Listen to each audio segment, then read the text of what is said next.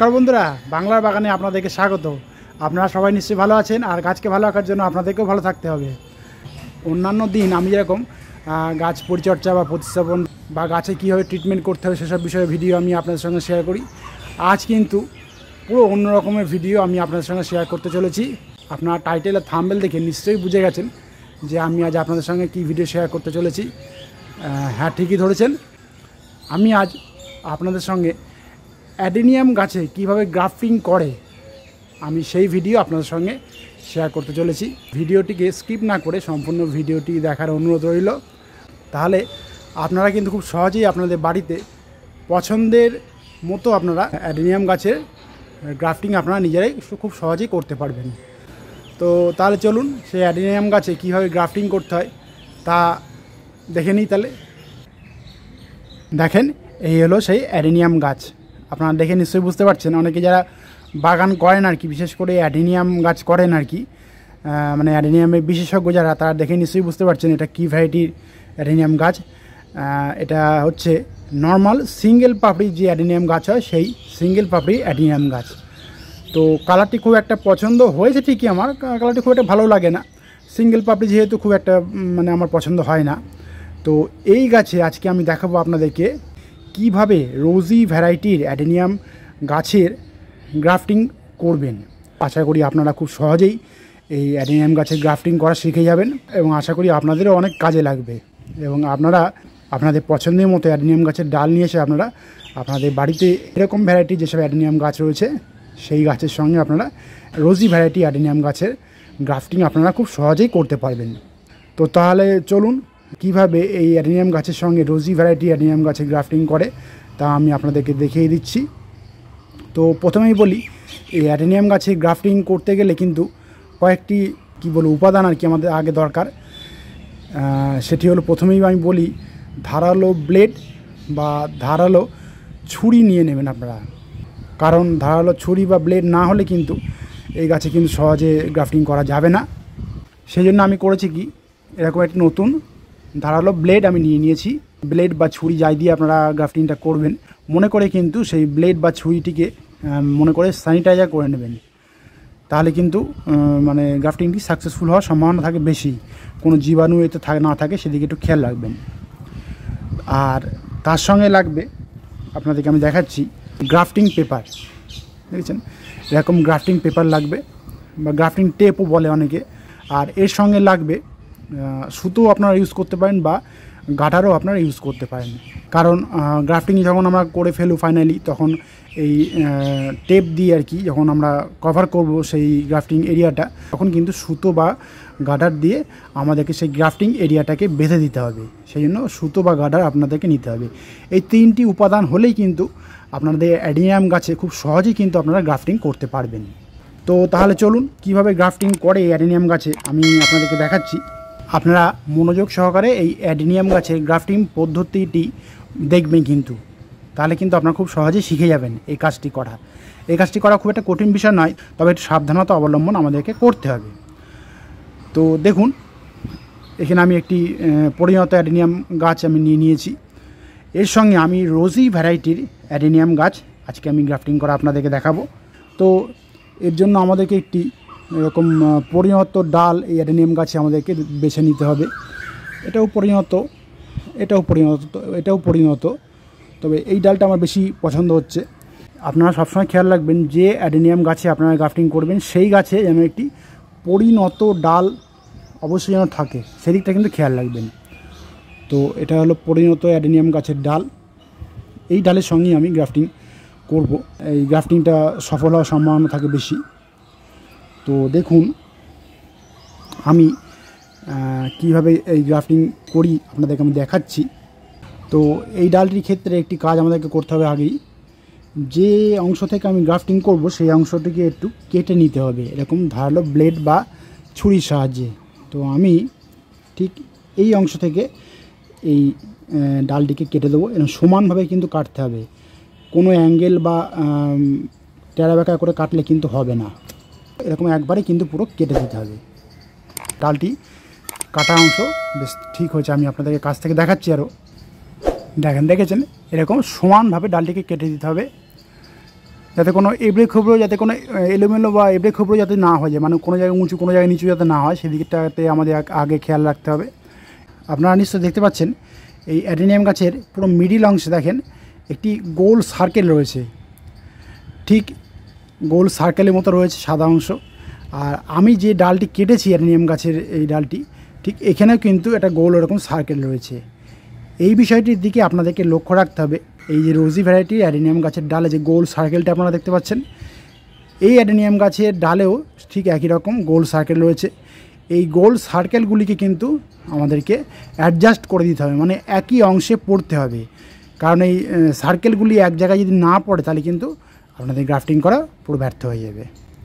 তো এবার করতে হবে কি, রোজি ভ্যারাইটির ডালটি আমি নিয়েছি, এটিকে ছোটো করে কেটে নেব। এবং ছোটো করে কাটার সময় আপনারা একটা বিষয় খেয়াল রাখবেন, 4 থেকে 5টি চোখ বা 3-4টি চোখও আপনারা রাখতে পারেন, রেখে কিন্তু আপনারা রোজি ভ্যারাইটি অ্যাডেনিয়াম গাছের ডালটিকে আপনারা কেটে নেবেন।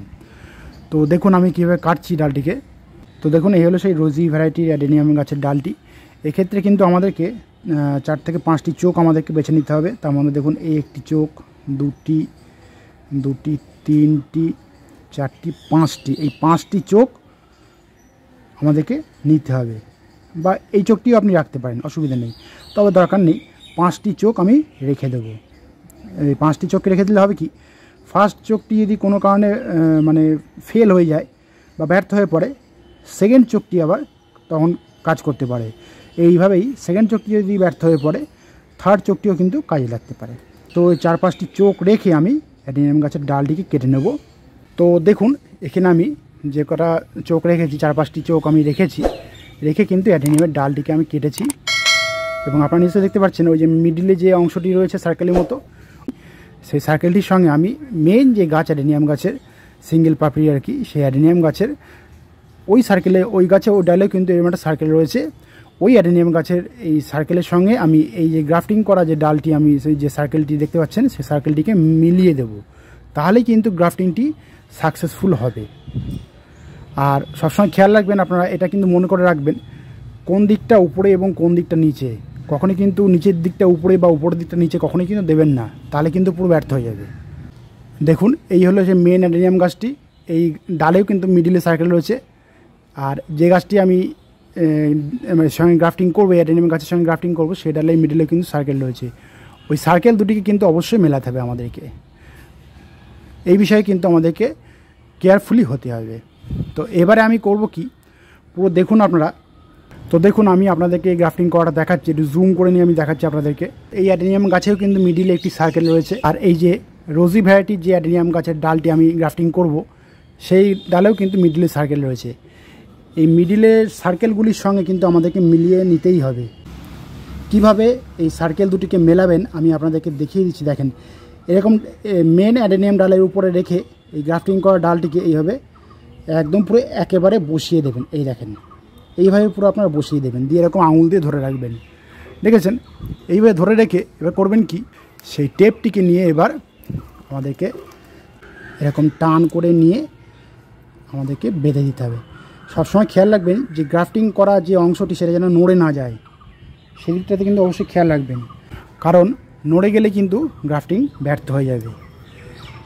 এবারে করতে হবে কি, আমি আগেই বলেছিলাম এরকম গার্ডার বা সুতো নিয়ে আমাদেরকে বেঁধে দিতে হবে।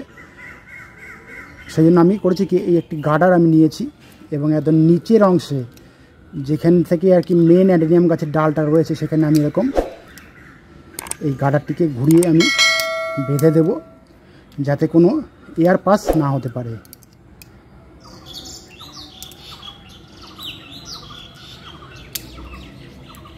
গাটারটিকে অবশ্যই এরকম টাইট করে বেঁধে দেবেন, তাহলে গাছে সুবিধা হবে অনেক ক্ষেত্রে। আর গাটারটি যখন দেবেন না, মেন ডালের সঙ্গে যেন গাটারটা অবশ্যই লেগে থাকে, এটা কিন্তু খেয়াল রাখবেন। দেখেন এইভাবে গ্রাফটিং আমাদেরকে করতে হবে। এইভাবে আপনারা আপনাদের বাড়িতে যেসব সিঙ্গেল পাপড়ির অ্যাডেনিয়াম গাছ রয়েছে বা অ্যাডেনিয়াম ফুলের কালার পছন্দ হচ্ছে না, সেই সব গাছে কিন্তু আপনারা এইভাবে এই একই পদ্ধতিতে একই রকমভাবে গ্রাফটিং আপনারা করতে পারেন, তাহলে দেখবেন আপনারা অবশ্যই সাকসেসফুল হবেন। আর এই অ্যাডেনিয়াম গাছে গ্রাফটিং হয়ে যাওয়ার পরে আমি এই গাছটিকে কেমন জায়গায় রাখবো, একটু শেড এরিয়াতে রাখবো, মানে সকালে মিষ্টি রোদটা পাই এরকম জায়গায় রাখবো এবং বিকেলে হালকা রোদটা পাই এরকম জায়গায় রাখবো। টানা রোদে এখন কিন্তু গাছটিকে রাখবো না, জল যেরকম দিতে হয় সেরকম দিয়ে যাব, কোনো অসুবিধা হবে না। অ্যাডেনিয়াম গাছে গ্রাফটিং করার পরে কখন কিভাবে সাকসেসফুল হবে না হবে আমি সেই ভিডিও আপনাদের সঙ্গে শেয়ার করব।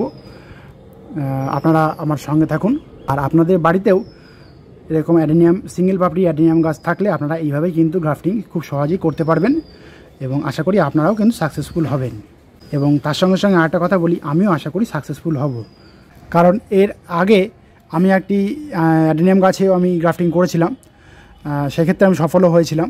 তো সেটি করেছিলাম আমি ভি আকৃতির পদ্ধতিতে আমি গ্রাফটিংটা করেছিলাম, সেক্ষেত্রে আমি সাকসেসফুল হয়েছিলাম।